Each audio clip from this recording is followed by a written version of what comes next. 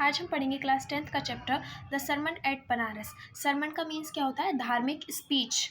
तो इस चैप्टर में हम उस धार्मिक स्पीच के बारे में पढ़ेंगे जो बुद्धा ने बनारस में दी थी। तो आइए चैप्टर स्टार्ट करते हैं। Gautam Buddha began as a prince named Siddhartha Gautam. Gautam Buddha का जो जन्म हुआ था वो 563 BC में हुआ था। उनकी डेथ हुई थी 483 BC में। तो जब गौतम बुद्धा का जन्म एक प्रिंस की तरह हुआ था जिसका नाम था Siddhartha Gautam in northern India में उनका जन्म हुआ था। At 12 he was sent away for schooling in Hindu sacred scriptures and 4 years later he return home to marry a princess. 12 साल की उम्र में उन्हें स्कूलिंग करने के लिए भेज दिया जाता है बाहर, और वो क्या पढ़ते हैं? हिंदू सैक्रेड स्क्रिप्चर्स मीन्स वेदांत, उपनिषद, इन सब की शिक्षा ग्रहण करते हैं। एंड 4 साल बाद वो अपने घर वापस आते हैं। क्यों वापस आते हैं? टू मैरी अ प्रिंसेस, एक राजकुमारी से शादी करने के लिए। They had a son and lived for 10 years as befitted royalty. उनका एक बेटा होता है और वो 10 सालों तक एक राजकुमार राज महाराजा की तरह रहते हैं। At about the age of 25 the prince heretofore shielded from the suffering of the world. यानी कि 25 सालों तक 25 ईयर्स तक जो प्रिंस सिद्धार्थ गौतम थे उन्हें बचा कर रखा जाता है from the suffering of the world. संसार के दुखों से बचा के रखा जाता है। While out hunting, chanced upon a sick man, then a aged man, then funeral procession, and finally a monk begging for alms.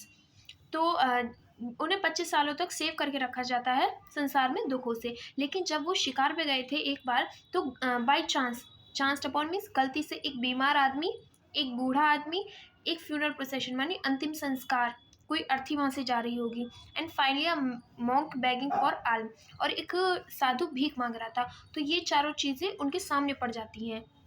ये चारों चीज़ें हमें याद करनी चाहिए कि उनके सामने क्या क्या चीज़ें पड़ी थी। A sick man, an aged man, a monk begging for alms and a funeral procession, यानी अंतिम संस्कार, एक अर्थी उनके सामने आ जाती है। These sights so moved him that he at once went out into the world to seek enlightenment concerning the sorrows he had witness.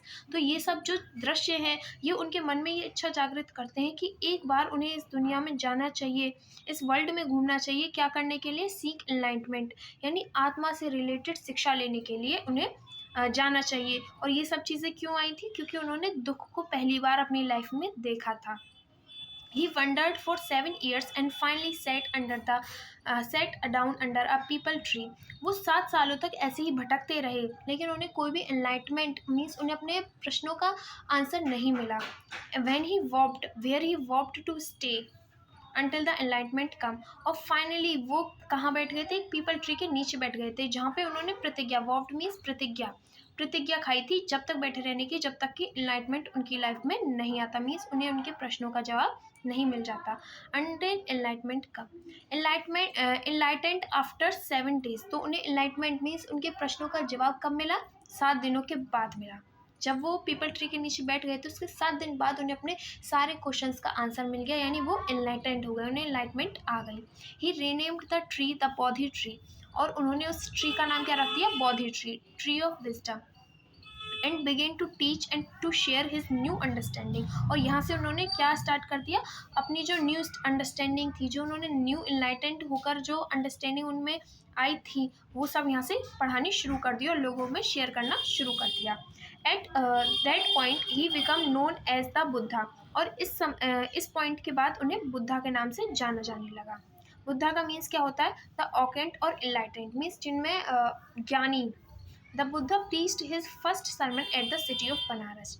तो अपने प्रीच्ड मीन्स होता है प्रचार करना, तो उन्होंने अपने पहले धार्मिक स्पीच का प्रचार कहाँ किया था? सबसे पहले city of Banaras, the most Holi dipping places of river Ganga. Banaras में क्या होता है? गंगा में डुबकी लगाकर लोग नहाया जाते हैं, ये बहुत ही पवित्र स्थान है। That sermon has been preserved and is given here. हाँ, तो यहाँ पे उनके जो सरमन है उनको प्रिजर्व करके रखा गया और यहीं से उनका प्रचार किया गया। It reflect the Buddha wisdom about one inscrutable kind of suffering. तो ये सरमन क्या रिफ्लेक्ट करते हैं? ये बुद्धा की विजडम, उनका ज्ञान रिफ्लेक्ट करते हैं। किसके बारे में? Inscrutable kind of suffering. Inscrutable kind में something which can not be understand, means वो चीज़ जिसके बारे में हम कभी उस समय उसे समझ नहीं सकते, उस काइंड की सफरिंग, उन दुखों के कारणों का जो निवारण है वो बुद्धा करते हैं अपने सरमन्स में। अब यहाँ पर हम एक कहानी सुनेंगे बुद्धा की विजडम की। Kisa Gotami had an only son. Kisa Gotami एक लेडीज थी जिनका सिर्फ एक ही बेटा था, एंड ही डाइड, और उनका बेटा जो है वो मर जाता है। In her grief she carried the dead child to all the neighbours asking them for medicine. और अपने दुख में वो उस बच्चे की डेड बॉडी को लेके अपने सारे नेबर्स के पास जाती हैं, क्या पूछने के लिए कि इसके लिए कोई दवाई है। The people said she had lost her senses, the boy is dead. लेकिन उससे ऐसे लोग उससे बस ये कह के टाल देते हैं कि ये अपने सेंसेस को लॉस्ट कर चुके हैं, मतलब वो पागल हो गई है, ये बच्चा तो पहले ही मर चुका है, अब इसे कोई मेडिसिन ठीक नहीं कर सकती। क्या किसी मरे हुए इंसान को कोई मेडिसिन जिंदा कर सकती है? नहीं कर सकती। At length Kisa Gotami a man met a man who replied to her request. Means बहुत समय के बाद कीसा गौतमी एक मैन से मिलती है, एक आदमी से मिलती है जो उन्हें बताता है, उनकी रिक्वेस्ट को सुनता है, उनकी विनती को सुनता है। वो कहता है I can not give the medicine for the child but I know a physician who can. वो कहता है कि मैं इस बच्चे को दवाई तो नहीं दे सकता जिससे ये जिंदा हो जाए, लेकिन मैं एक इंसान को जान सकता हूँ, इंसान को जानता हूँ जो शायद ये करते। एंड द गर्ल सेड, तो कीसा गौतमी कहती हैं कि प्लीज़ वो कौन है जो मेरे बेटे को जिंदा कर सकती हैं, who is it. And the man replied go to Shakyamuni the Buddha. तो वो मैन कहता है कि आपको शाक्यमुनि बुद्धा के पास जाना चाहिए। कीसा Gautami repaired to the Buddha and cried, Lord the Master, give me the medicine that will cure my boy. तो कीसा गौतमी बुद्धा के पास जाती है और वहाँ जाकर रोने लगती हैं, लॉर्ड द मास्टर, कि हे भगवान, हे परमात्मा, मास्टर प्लीज़ मुझे वो मेडिसिन दीजिए जिससे मेरे बेटे को बचाया जा सके, जिससे उसकी तबीयत है वो ठीक हो जाए। The Buddha answered I want a handful of mustard seed. Buddha कहता है कि मुझे एक मुट्ठी मस्टर्ड सीड्स चाहिए, सरसों के बीज चाहिए। And when the girl in her joy promised to procure it. तो जो कीसा गौतमी है वो खुशी के मारे उसे प्रॉमिस कर देती हैं कि मैं वो जो हैंडफुल ऑफ मस्टर्ड सीड्स आपको ला दूंगी। द बुद्धा एडेड, उसके बाद बुद्धा कहता है the mustard seed must be taken from a house where no one has lost a child, husband, a parent और अ फ्रेंड। फिर बाद में बुद्धा कहता है कि वो मस्टर्ड सीड्स कहाँ से लाने हैं तुम्हें? उस घर से लाना है जहाँ कोई भी बच्चा, पति, पेरेंट्स या फ्रेंड या किसी की भी डेथ ना हुई हो। मीन्स उस घर में से लाना है जिसमें किसी की आज तक डेथ ना हुई हो। Poor Kisa Gotami now went from house to house. बेचारी कीसा गौतमी अब घर मतलब हर घर में जाती है। And the people pitted her and said here is mustard seed. तो जो लोग हैं वो उससे कहते हैं कि यहाँ पे मस्टर्ड सीड्स तो हैं, देने के लिए तैयार होते हैं। But when she asked did a son or daughter, a father or mother die in your family.